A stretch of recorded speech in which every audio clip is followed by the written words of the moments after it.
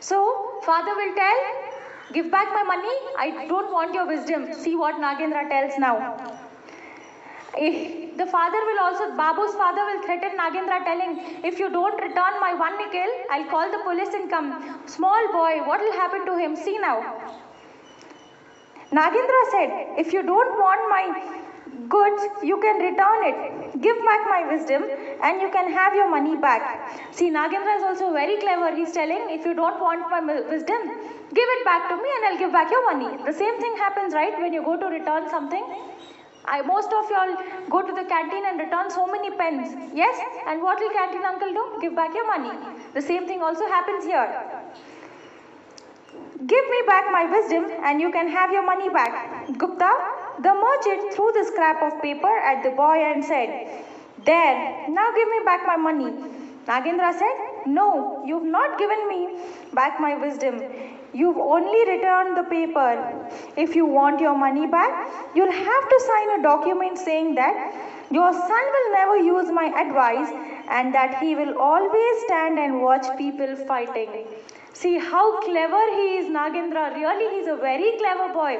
He told that, you give me my wisdom, I'll give you back your money. So Babu's father, he'll throw back the money on his face. He'll throw back the piece of paper and Nagendra will tell, no, you didn't give back my wisdom. I asked for wisdom, not a paper. So now, Nagendra is telling, if you really want your money back, you have to sign a document. That is a paper in which it will be written, you should never use my advice. What was his advice? You should not stand and watch two people fighting, right? So now he'll tell, write in the paper that wherever Babu will see two people fighting, he should stand and watch the fight. That is what he's telling. See what will happen now. The passers-by supported Nagendra. Yes, so obviously people who were passing through that shop, Nagendra's shop, told what Nagendra is telling is right. So Gupta readily signed the document and took his money. He was happy that it had been easy to undo his son's foolish bargain. So now Babu's father is really happy that he got back his money. But he doesn't know how he is going to be fooled later. Look into paragraph 7. A few days passed. The king of the land had two queens who hated each other. So did their maids. So now, in the kingdom where Babu, his father and Nagendra lived, had a king. And that king had two queens. That is, the king had married two queens. And those two queens used to fight among themselves and even the queen's maids. Who are queen's maids? Those are helpers who will be with the queen. So there were two queens and two queens had two different maids. They quarreled as bitterly as their mistresses. One day, each queen sent their maid to the market. The maids went to the same shop and both wanted to buy the same pumpkin. There was only one pumpkin, so they began to quarrel. Their abuses and gestures were so fierce that the grocer fled the place. So now, what happened? The queens, I told you there are two queens. The two queens also had maids. So both the queens on the same day at the same time they'll tell, hey you, go and bring one pumpkin from the market. And even this queen will tell, hey you, go get the pumpkin from the market.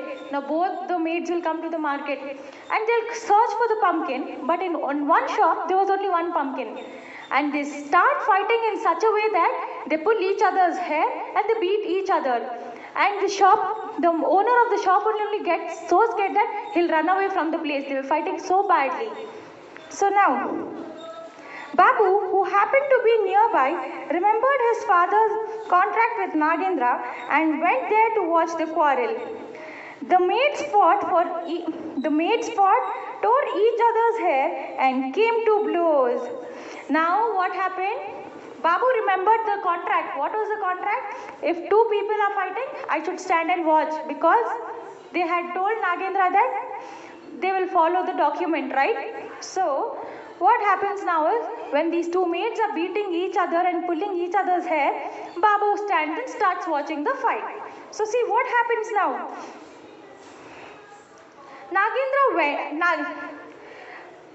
Babu, who happened to be nearby, remembered his father's contract with Nagendra and went there to watch the quarrel.